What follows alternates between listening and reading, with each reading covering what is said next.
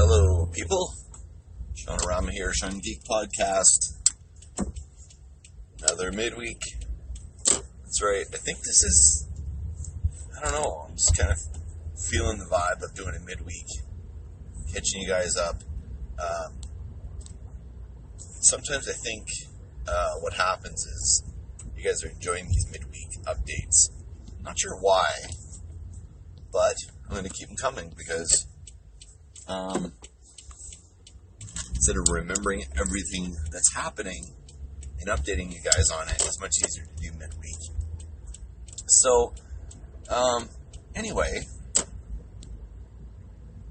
we are quickly approaching the 200th episode. Now, no, we have done more than 200 episodes, that's for sure. But on Podbean, which is where Season 2 started, when I ported out of Podomatic, which was my original home, and jumped over to this side of the world on Podbean, which I still have to say is the best app. I've poked around. So yes, Podbean, you're getting free promotion from me today. It's still the best app out there for what I want. It doesn't do everything perfect, but it's as close to perfection as you're going to get. I just have one beef with Podbean, and it is a beef actually. Let's get into it. The beef that I have with Podbean is that it doesn't measure streams. It only measures downloads. And I know everything I've read up on and everything I've looked into, there seems to be a predominance of, well, you can't really count streams. Streams don't really count. Blah, blah, blah.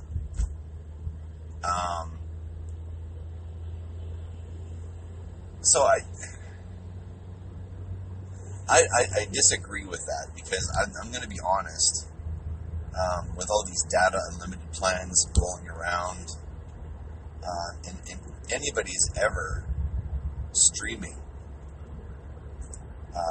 or if anyone's ever listening from their laptop or their computer or whatever, they're never ever going to bother downloading. Like, what's the point? You download an episode. The way downloads work for things is you have to download it stays on your phone. You know, there's still not a lot of room on phones, and a lot of people take a lot of pictures on the phones and they're using it as a mini computer. And you can't cloud everything. You take a crap ton of pictures on your phone. You take some video of your kids. Or, you know, if you're younger, I was at the bar, and you take a little video of the band that you just saw, or, you know, there's a family gathering in the park, you take lots of video.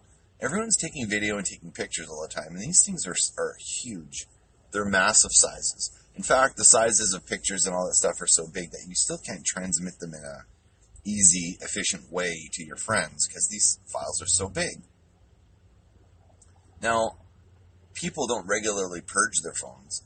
So I know podcast downloads are not that big. But, you know, it's extra space on your phone that you don't need. And there's like Wi-Fi hotspots all over the place now and all this. Downloading is not the wave of the future. Streaming is the wave of the future. Look at Netflix. Do you download all those episodes of Netflix that you want to watch? No, you don't. And you can't. So, Podbean, if you're listening to this, please, let's go back and look at streams. You can have it as a separate feed. You used to do it when I started. You used to be able to read feeds. It was, you know, one of the reasons there was a bunch of reasons why I joined with Podbean and I spent the money, but I'm missing something here. You know what I'm saying? Anyway, besides that, the last recap you got from me was from the writing front. I was working through the villain of the piece, and I got through that.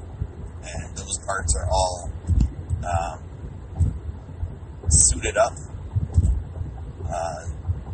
kind of corrected some stuff, shifted some stuff around. All that stuff looks good now. So now I'm moving on to the chapter as it relates to the sets of chapters. I guess I should call them parts, but really it's one chapter, and it's the introduction of Sulan in the book, which I highlighted on the ShamanCommunity.ca, which you can read that over there. And yes, Jen Taves, thank you so much. I actually appreciate that. Someone actually went and read this thing. I'm glad you like it. So the introduction of Sulan is done, but in my original draft, which I didn't really touch up much, the first draft I did of it, which is I think the exact same draft that you see on the website, I did very little to change it. I didn't need to modify. It was one of those perfect writing moments where everything just poured out exactly the way it was intended. The only thing I went in and fixed there were I added some places. So I knew generally where she had grown up and where she lived, but I couldn't tell you exactly where. So I looked up that stuff. I did my research there, and I spruced that up. That was like on the second or third edit. But the one thing, there was one, wow, this person is going 90 on the highway in the passing lane. Ridiculous. Anyway, there was something missing.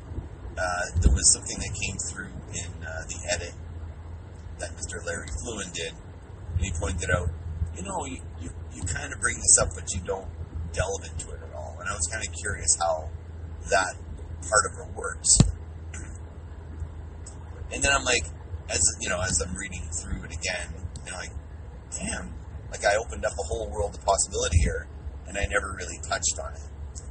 So, oh my God, this person's killing me. Now they're going 80 and 100 in the passing lane.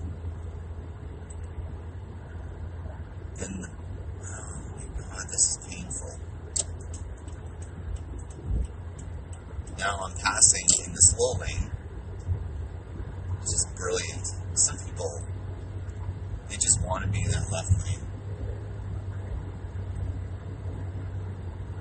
Oh no, he's complaining that everyone's passing him.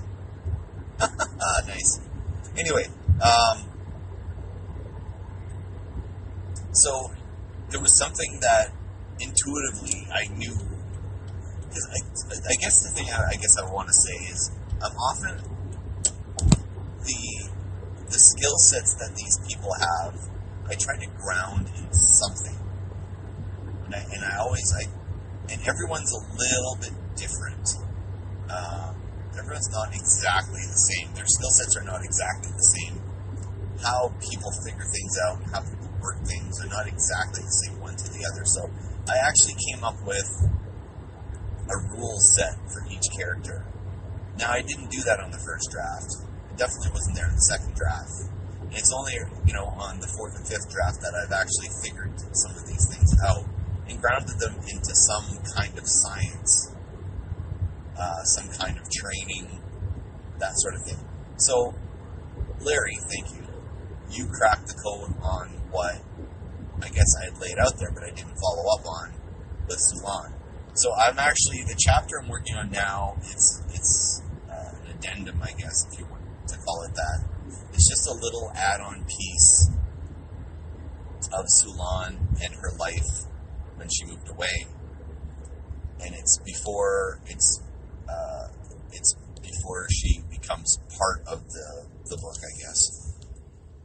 And I ended up doing a lot of research because the scene takes place in Vancouver, which I have only been to Vancouver once.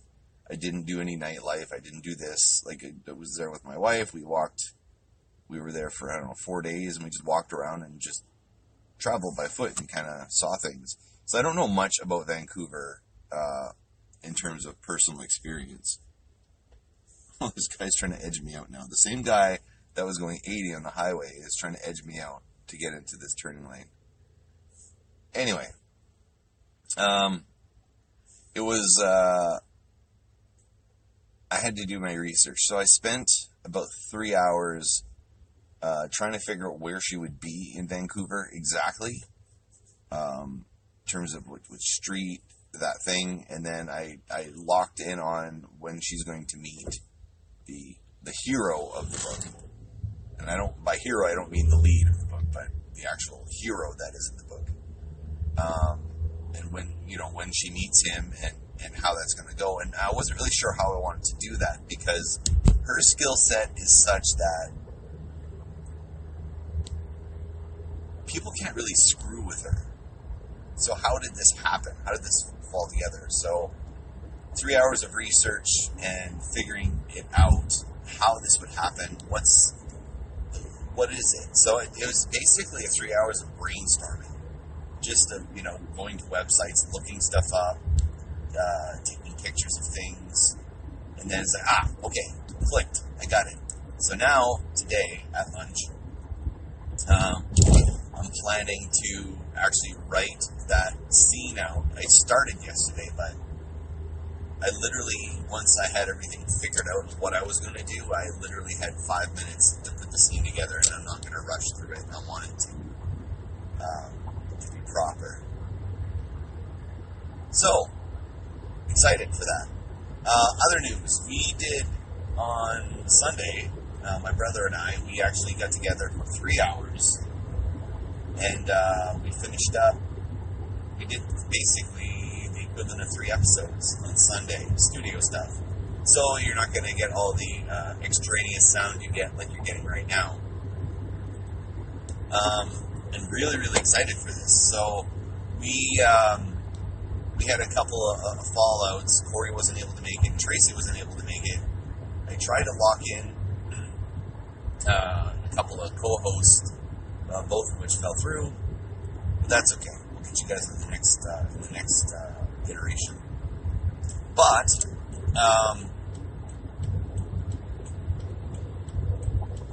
you know what? It was fun. It was actually really fun because I think a lot of times when on the show when we have a couple of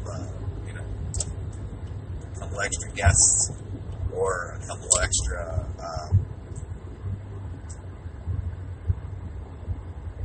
extra people there, sometimes I think Todd gets lost in the conversation or he gets left out a little bit. And it was nice to just him and I talk and go over stuff, and we covered some really great territory, and you really get to hear Todd's voice, which, I mean, Todd's awesome. I mean, it's just that simple. He's that great. So it was a bit more showcasey on Todd, and hearing Todd and getting his thoughts on stuff. I don't know, really, really enjoyed it. It was a lot of fun. I'm not going to bump sessions around anymore when people can't make it. When people can make it, it's great. When they can't, I gotta keep the train moving. But yeah, that being said, I did miss having Corey there because Corey and Todd, bouncing off of each other is always incredibly entertaining. And I miss my brother Corey. He seems to be hitting the wall of life, and I'm frustrated on his behalf, and I haven't talked to him in a while, and I don't know. Hope he's doing okay. But what did we cover? We actually covered the topics we said we're going to cover. So we talked about, it's funny, we had one topic that ended up being, one whole episode where we talked about working in the kitchen, working in your house when things go wrong, when things break down, and fixing them. And we ended up going on a whole thing there about that, how my brother just had, things happen in threes. 3 things happen in the house that, first one he tried to fix, and then it seemed to be okay, and he's a bit of a handyman. And the second one, he fixed it, and then it broke again. Then he fixed it, and I think it broke again. I think it was like 3 times. And now something else went wrong. So we kind of talk about that, being the dad or the man in the house, and the things you got to do and fix, and talk about my own stuff. That was episode 1. the second one, we talk soundtracks. We've got some audio clips lined up too. Just soundtracks that made us. And then we went into a whole thing about the Pump Up the Volume movie, which I always wanted to do a full episode on it. It is an important film for me, but more than that, I think it's definitely not just an important film to me. I think it's an important film and one of the crowning achievements of the last century that have led us to where we are now. This podcast you're listening to, and every podcast you're listening to, has a grain of origin that came from that film. Go watch it. And we talk about it. We talk about it in the second episode, the soundtrack episode, and it's really worth. I don't know. I think it's really worth listening to. It's some of our better stuff.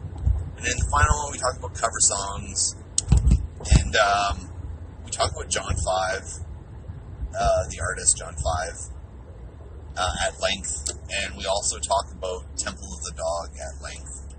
Or was that the first episode? No, Temple of the Dog was in the soundtrack episode.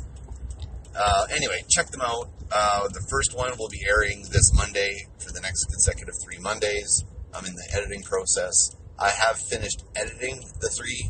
I am just doing my my show notes. So we should have the first of those 3, and that's going to carry us into the month of September, where I am trying to line up an interview, if I can, with a esteemed person from the music scene. Just waiting to hear back on that. And if not, it might just be Todd, Corey, and I, which is more than fine. We got lots of stuff to talk about. Anyway, that's it for me. A little longer than I wanted to run, but I had some stuff to cover. We will see you guys on the flip side.